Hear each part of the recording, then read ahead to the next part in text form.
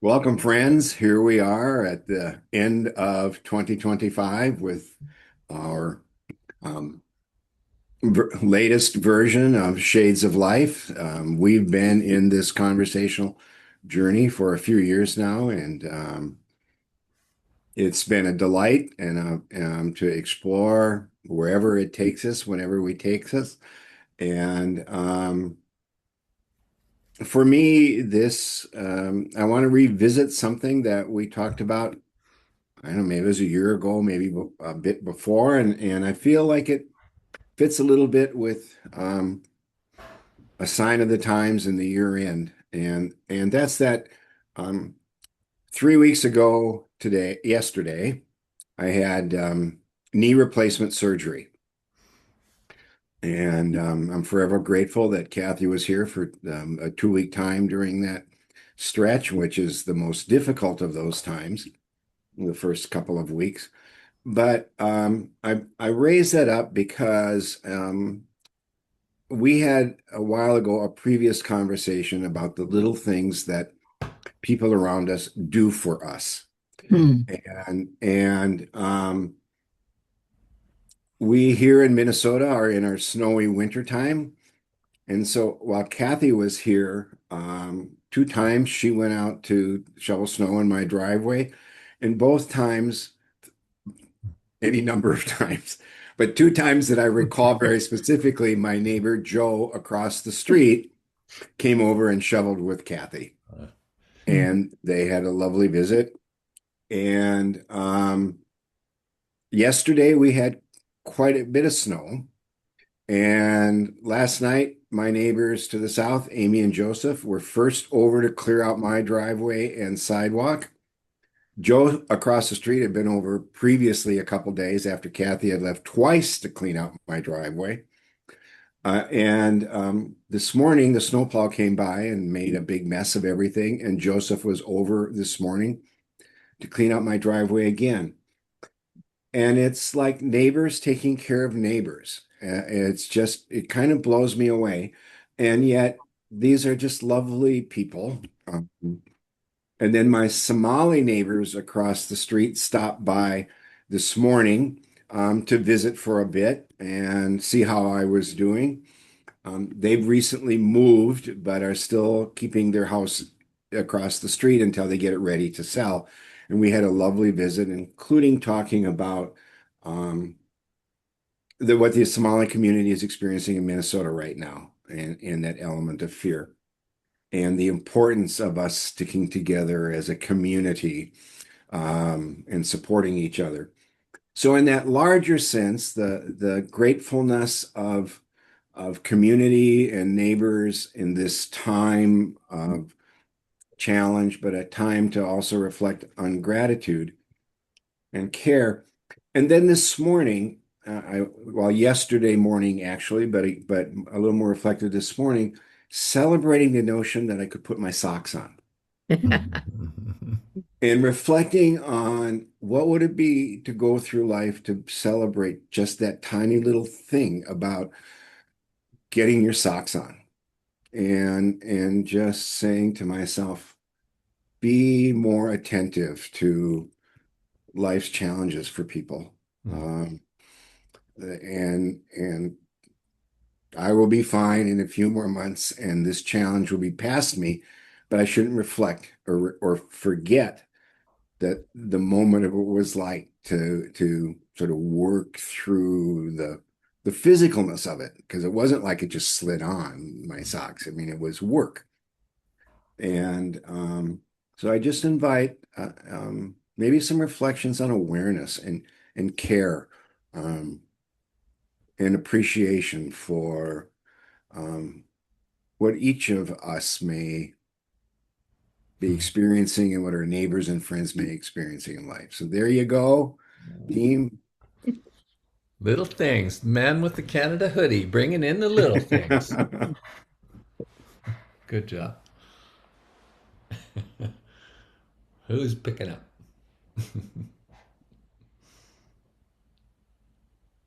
Go for it, Tennyson. I don't know if I'm ready, but I'll try. I I like the conversation topic. I like the thread. I like the discipline. I like the practice. Notice the little things. Um, so let me go to some of that because I think doing that is the big stuff, actually, as pattern. Little things. I come into my home here and the realness of Dana and I being sweethearted together, living together for a long time now, sweethearted together for a long time too. But we it still feels fresh to me to feel like we have this partnership, this home, this marriage.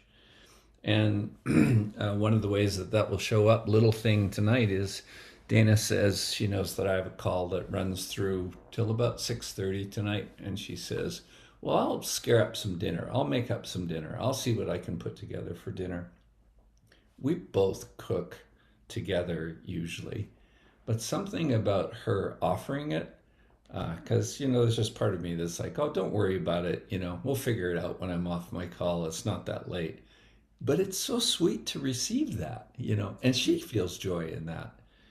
We both reciprocate those things. I made stew on Sunday in a good old crockpot way. Dana had been away working one of her events. She usually comes home from those things on Sunday pretty like, oh, kind of, tired. And it's like I just thrown stuff together in the crockpot, used what we had. So there's an example of some receiving a little thing and offering a little thing. There's a little thing yesterday that Janet participated in, but sort of running behind the scene for me. Janet was one of the workshops that I featured, that I run, and I featured Chris Corrigan on it. So Chris came in and did a thing and talked a little and, invited the group into some conversation and stuff. The little thing is that I appreciate a friend showing up to do that. And for Chris and I, we go back 20 years or so now, and we still have some client work that we do together. And I felt like this was not the plan, but I think it's the outcome. I feel like I just needed some time with Chris in Mm. another context outside of that client thing. And I feel like I got to receive some of that.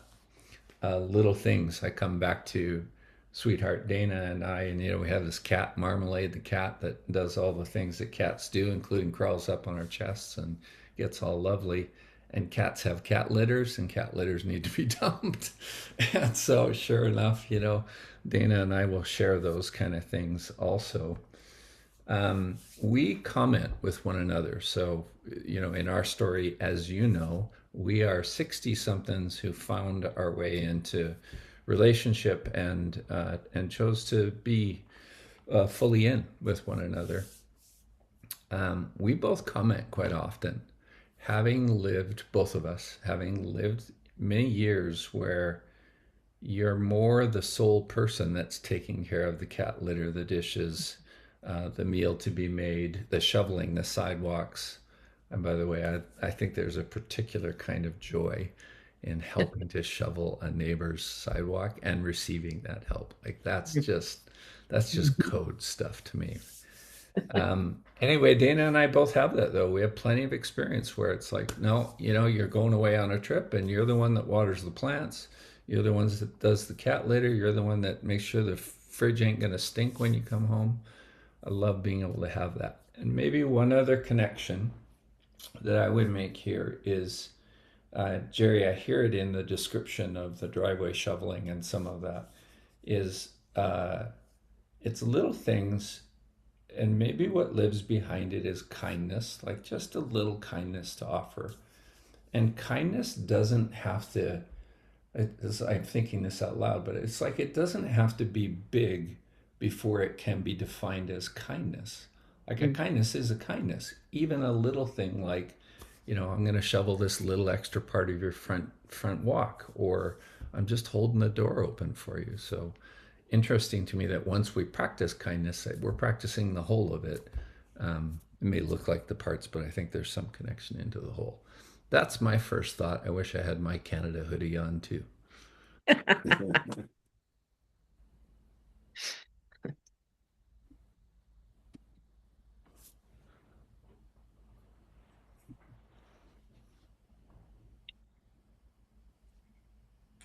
Well, I can go.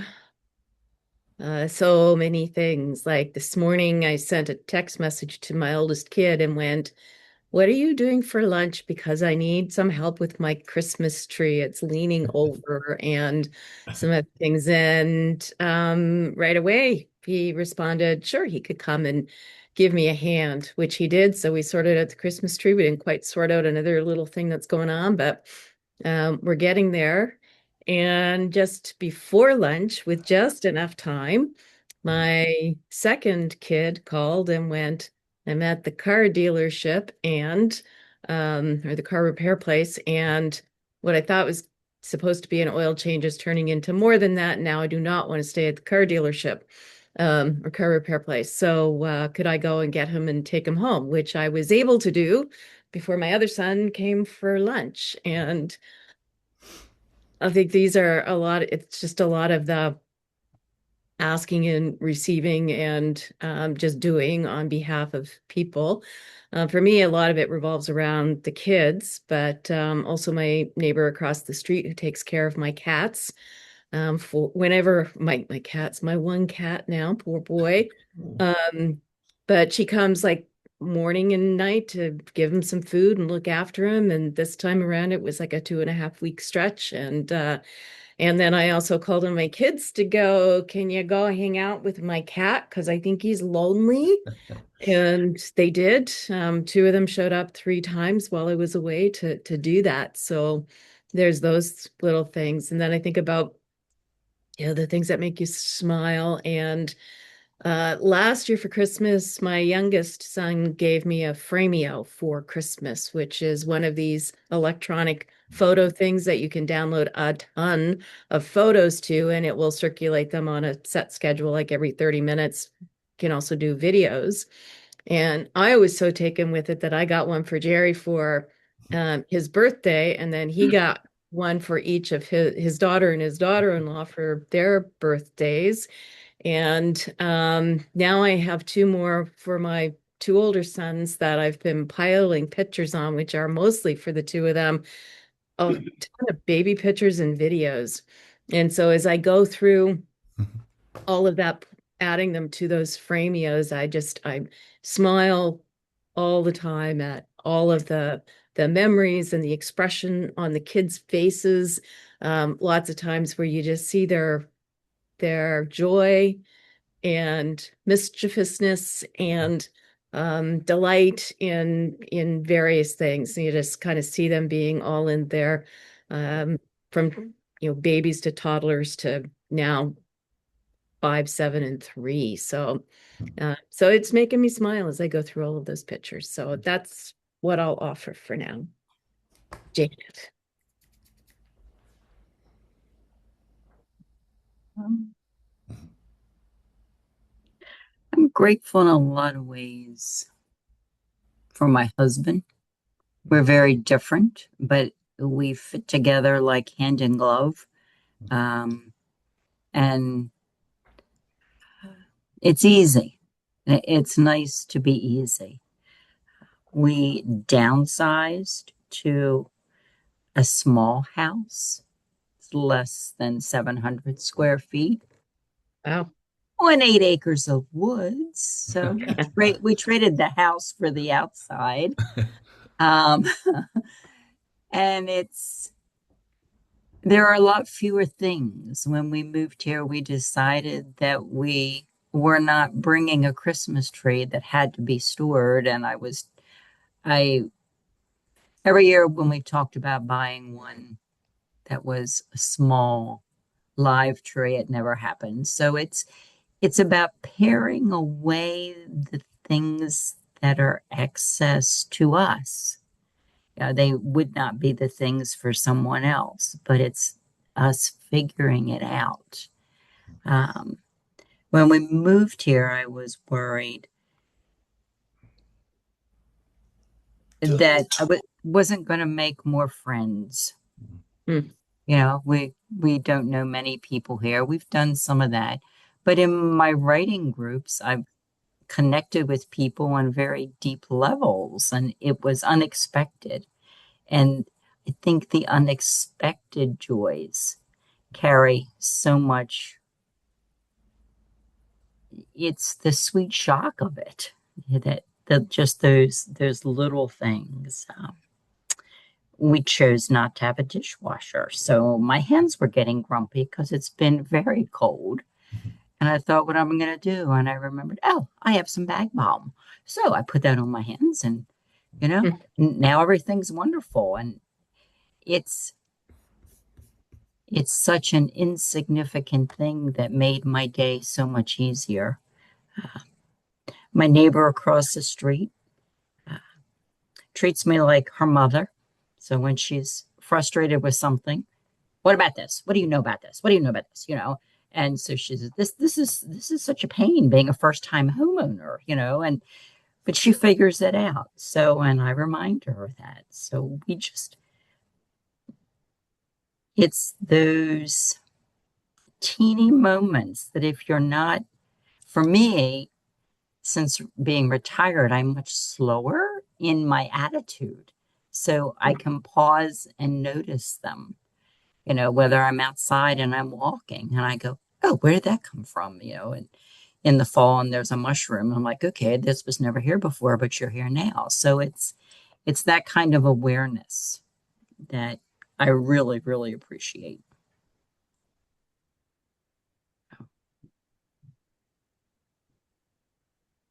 I'm going to flip a phrase that was sparked a bit by you, Tennyson, and that's going from practice radical kindness to practice radical receiving. And it's I'm kind of an independent person and I like to do my stuff. And um, and I like to practice kindness. And when I do that, it makes me feel good, I mean, and bring some joy. But I need to recognize that when it's taken me a while to recognize that when someone else offers kindness to me, so offer what you can, um, I need to accept it. That I don't want to be a hassle, I can take care of myself sort of attitude doesn't create the space for them to experience their own kindness and joy. I've really come in particular with my son, who is very willing to always come and help and do things. And I'm like, I can take care of it. And it took me a few years to recognize that's not the point. The point is the joy he receives in being helpful to build a new front deck or to drive 45 minutes to clear my driveway, which he offered to do yesterday, but my neighbor came. That we shouldn't close off those opportunities for others to bring their own kindness into the space through our own sort of, I don't want to be a hassle, I don't want to cause you issues, I can take care of this kind of thing. And it's even my neighbor Matthew, I might be doing something in the backyard and he'll wander around and come down and, well, can I help? And I've learned to say, well, sure. Instead of saying, I got this, even if it's a minor thing, if I can tell that he just enjoys doing this little bit of project with me. Well, and so I think, you know, um, joy is reciprocal or joy is something, I don't know if that's the right word or not, but if the opening up the space for the practice of kindness and the larger sharing with each other sense, I think is important. And maybe we've lost some of that in our own desire to be self-sustaining or whatever the right word might be. And so I know that Kathy's neighbor, I finds we think about coming over to clean my cat box for goodness sakes, and yet she has pleasure in that. It's clear that's a joyful act for her. Cleaning a cat box is not a joyful act for me, but it would be helping my neighbor in that way. And so um, maybe we need to just create the larger space for all of us to practice kindness in its varying ways. So peace back. Right. I'm going to follow I'm just going to keep following your lead, Jerry. And one is the cat box is a great job for me because I have a sniffer that doesn't really work very well anymore. And I didn't really know that actually until Dana and I were, getting a little thicker in our relationship. And she's like, "Can you smell that?" And I'm not smelling it at all. So I'm really good on the cat duty that way. But sometimes need the nudge, right? Because I don't smell it. I am reminded of that story that says when you're having friends over for dinner or you're cooking them dinner, don't chop the carrots. Right. Leave something to be chopped, right? Oh, sure. Yeah. Slice the cucumber. Save some jobs as opposed to preparing all of them. And I'm playing off of what you said, Jerry, but sometimes when we get to have some dinners here, it's our crowd will usually be Dana's son and his girlfriend. So they're young 20 something people, Andrew and Haley. And then sometimes some other family members or other people that we'll have. And I love the way that Haley does this because we have one of those homes where the kitchen bleeds into a family sitting room, so you can kind of be in the living room but still part of the kitchen. And we have bar stools at the kitchen, and people hover around and sit at the kitchen. But Haley's awesome. When we're done, we've been cooking and cleaning. Uh, Haley's one that'll usually say, "Hey, can I help?" and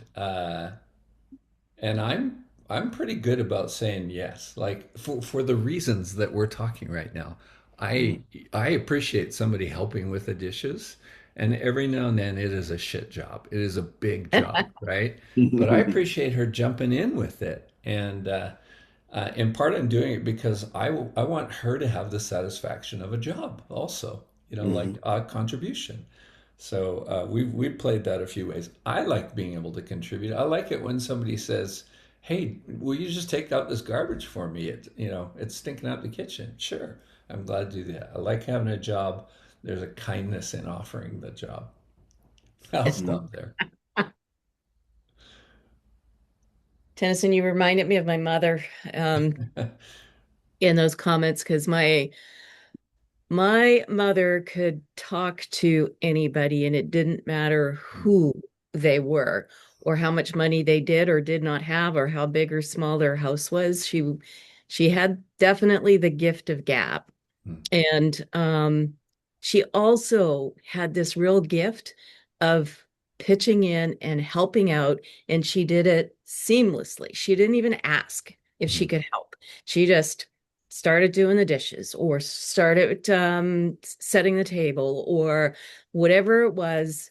She was just in there doing it. And I had the contrast between other people who either completely didn't know how to pitch in and help and tried to very obviously get out of the way, or it so much so that it was more intrusive than if they just kind of sat where they had been and whatever. um, or people who kind of make a big show of it but they just want to ask, they don't necessarily want to help. But my mother, she just had this lovely way of just being helpful. And it wasn't irritating, and it was always welcome, and it was just part of what she did. The other thing that she was known for was cinnamon buns or other baked goods that she would make up a batch, and then she would literally carry them all around town to people, half a dozen here, half a dozen there, and people looked forward to that. And again, it wasn't any big thing. She just made the food and off she went, and was always welcome in all of those places that she went. So anyway, there's a lovely fond memory and appreciation from my mother that I think only arrived after I had kids, with the full awareness of what she was doing and how she was showing up.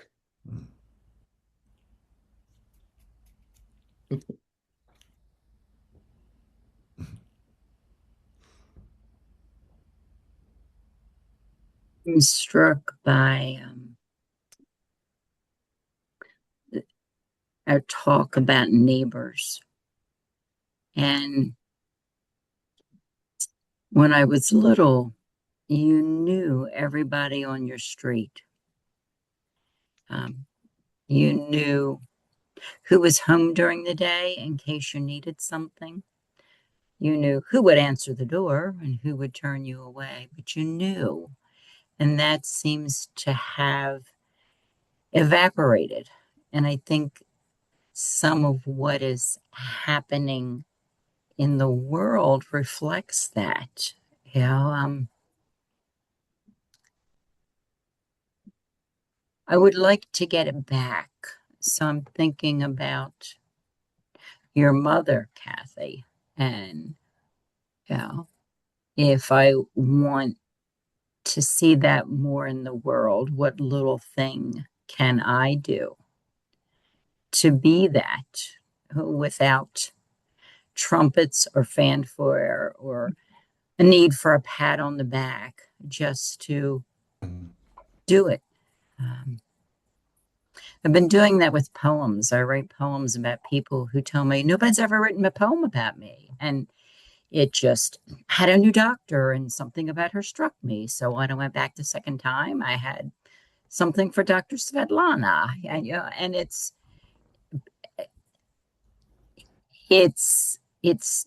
nothing significant.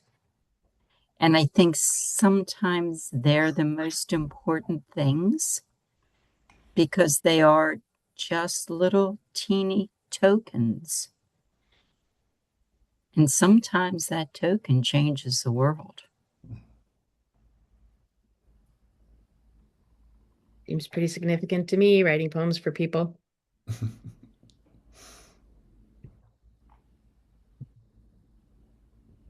I do, just as a side note, when I do bake, which I don't do that often anymore, but oftentimes my kids will go home with things.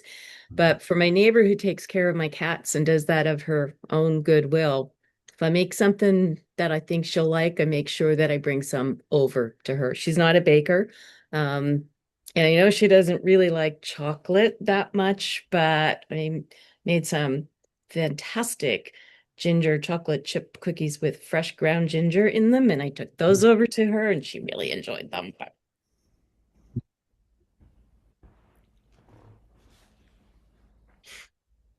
Chocolate chip ginger cookies. That's what I want to do tonight now. I'll send the recipe.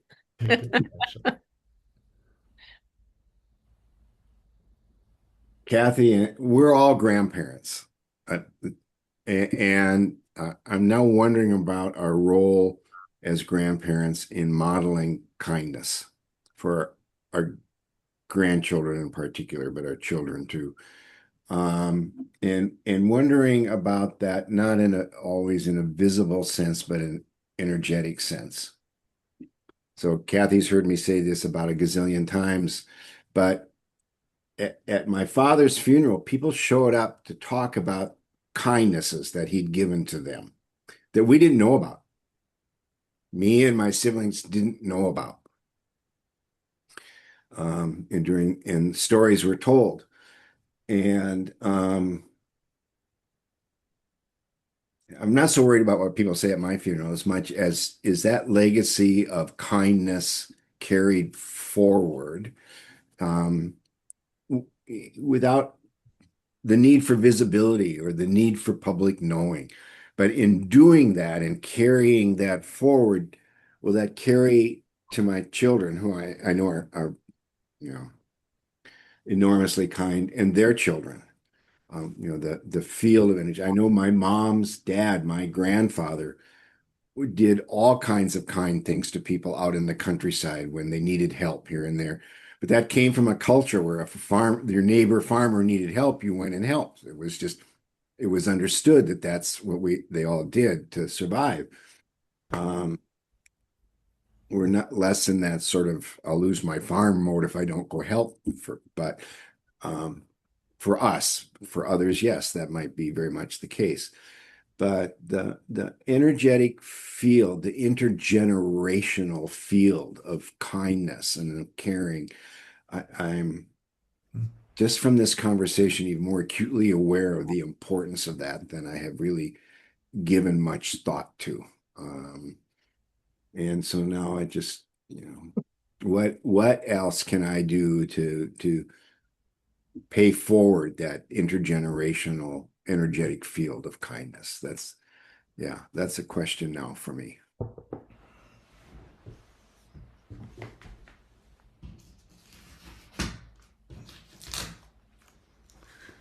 I'm going to bring a visual aid. That's my grandma and grandpa, Uh, Grandpa Gould and Grandma Gould. So my mom's parents. These pictures are up on the wall over here. These are from, oh shoot, 10, 15 years ago. They died 2015. So yeah, it's at least 10 years ago. Mm. Um, I rely on the memory of my grandparents. I got to grow up with them. I got to sit on laps. They lived out in the country in Saskatchewan, small town, but in Saskatchewan. And they didn't have a lot. And there's something, a lot. They didn't have a lot of money. They were not wealthy. They were, simple. And mhm. I didn't really know that as a grandchild. It's just like, this is grandma and grandpa. Um, they had a way of, I think, just living some of that kindness that we're all describing and that Jerry, you just spoke of. Um, there were people in my family system that, as a young boy, I'm talking about, that I knew as Auntie so and so, who was not a blood relative at all. It was just a welcome in, particularly from my grandparents.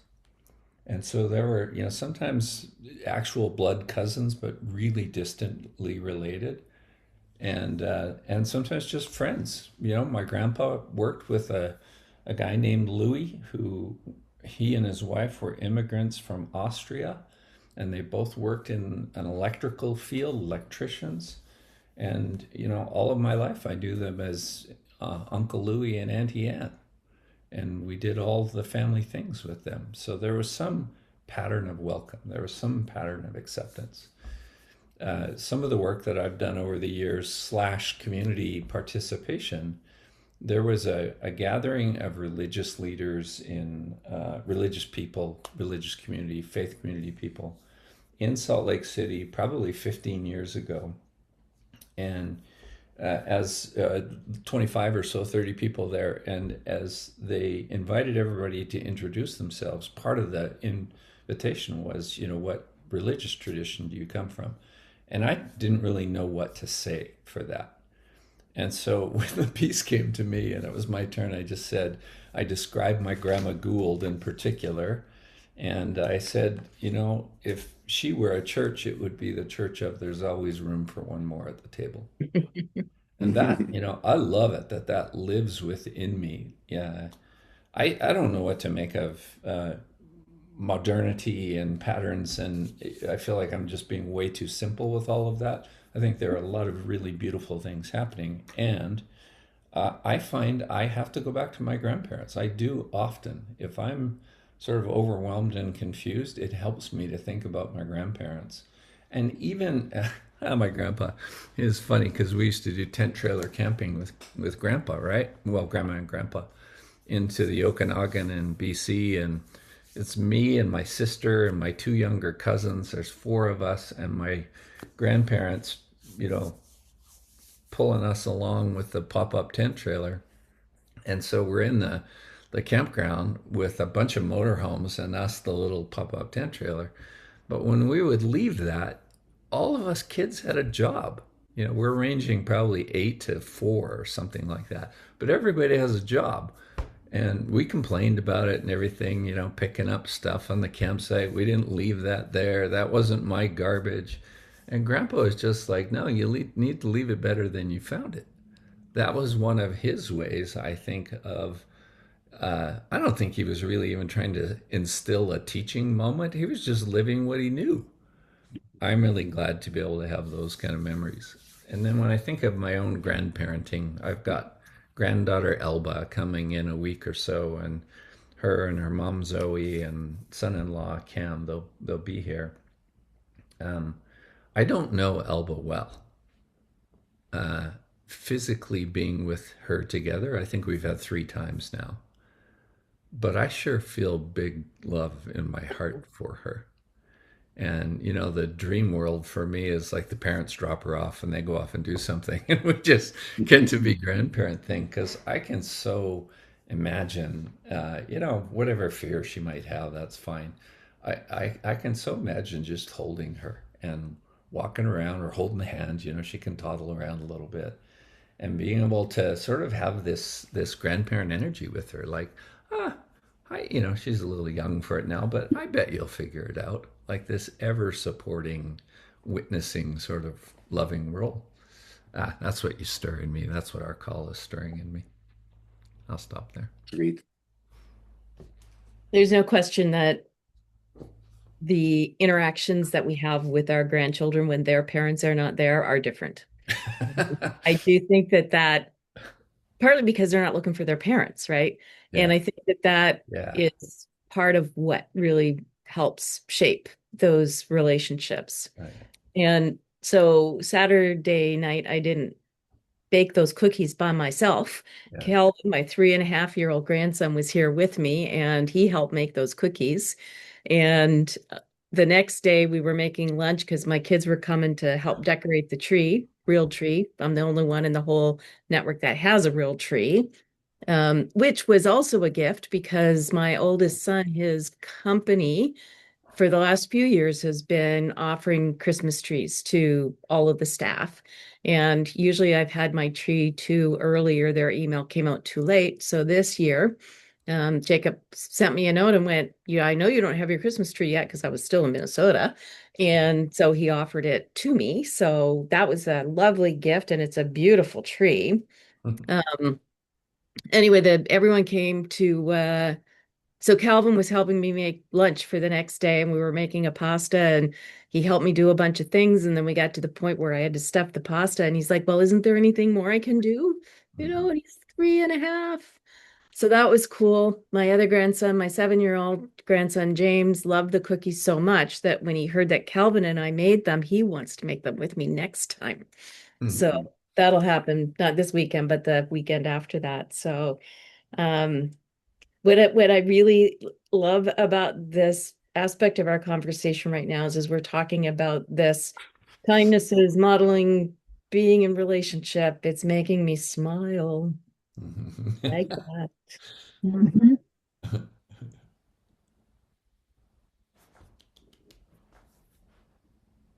I was struck, Tennyson, by the grandparents who expect contributions even from the little ones. And I noticed my children are way too busy to do a lot of things that I can do and that I can do with them. And those are still, and these are people who are adults now. They still talk about Mm, those things because they felt valued by having a job mm, and mm, being able to help the adult. And I think that for me, it was like instinct, but looking back, I can see now how important it was for them, for their growth and understanding. The other thing is so often we don't see people, and you have to, sometimes you don't need to do anything that would fall under something recognized as kindness if you just see them. mm, Because we're all so busy with devices that half the time people don't even look at each other. They're listening, but their eyes are somewhere else. And the action of being seen, you don't have to use words then when you know you've been seen and appreciated.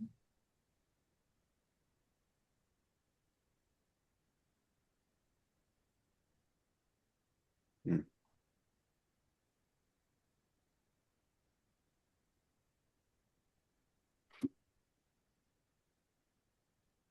in kind of this grandparent theme.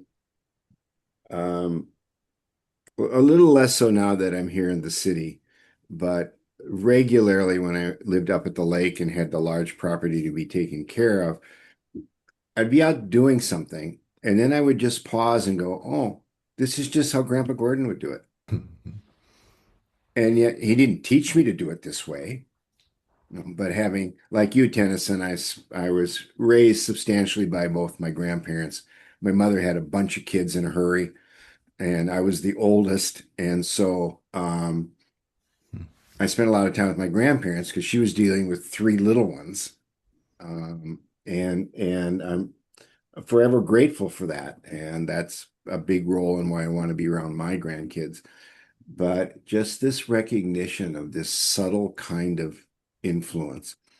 It's like you were saying, Jan, it's like somehow he was seen by me or my grandma Gordon, my other grandparents. I don't want to single out one of them because I can see the influence of all of them in various aspects of my life. And so that also causes me to just pause and take care, to recognize that whether one's 2 years old or 3 years old or a year and a half, whatever, they're seeing us Hmm. and Hmm. hearing us and listening to us. Kathy and I have had more than one conversation in the car with my two alien miles about God and heaven, and they're being very curious about all of that, and the care that we take about describing things and in ways that are welcoming and choice based, you know, kind of thing. They lost a favorite teacher to cancer a couple of years ago, and that raised a lot of conversations over time. And so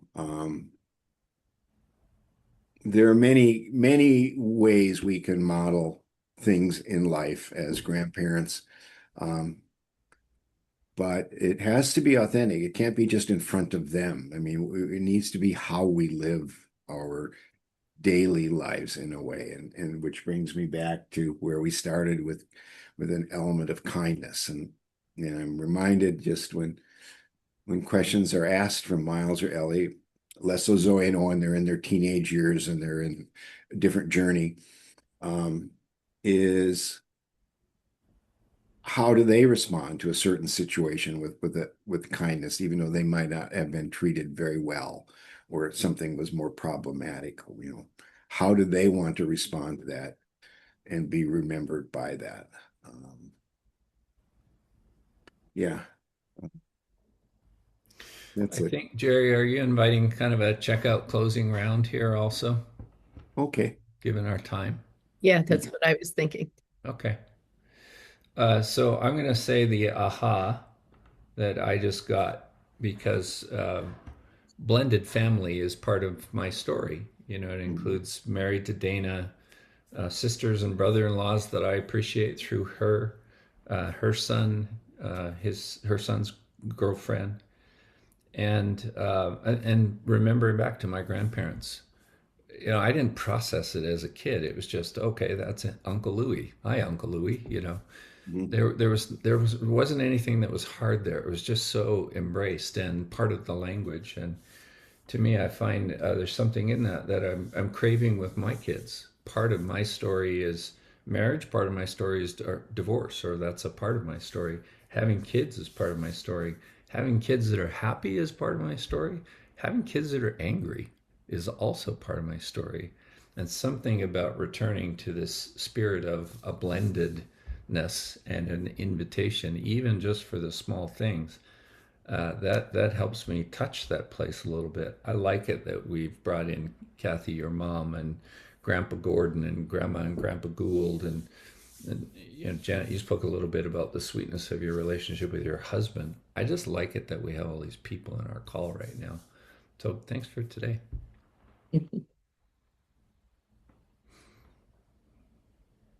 Yeah, I think about the notion of wanting to be remembered, and I have to say my brain doesn't work that way. What I think about is what are the kinds of relationships I want to have, and what are the kinds of spaces I want to create for the people who either show up here or if I'm showing up in other places. That's what I think about. And that all just brings me back to what does it mean to be present? And what does it mean to create a space where people feel welcome, and particularly the people who I was going to say most important to me. I don't even think that's true. Mm. But the relationships that I cherish, certainly with my kids and my grandkids, I want them to come here and feel at home. Like they all open the cupboard doors like they live here and the Mm. fridge and whatever, because in some way they kind of do. So that's how can I be present? How can I just like what is the relationship I want? And then how do I make sure that I show up for the relationship that I want? Mm.